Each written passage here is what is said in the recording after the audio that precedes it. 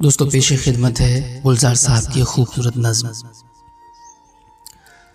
रात भर सर्द हवा चलती रही, रात भर हमने अलाव तापा।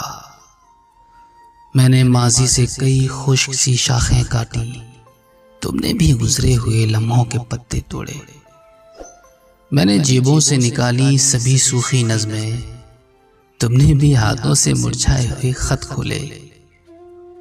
अपनी इन आंखों से मैंने कई मांझे तोड़े और हाथों से कई बासी लकीरें फेंकी।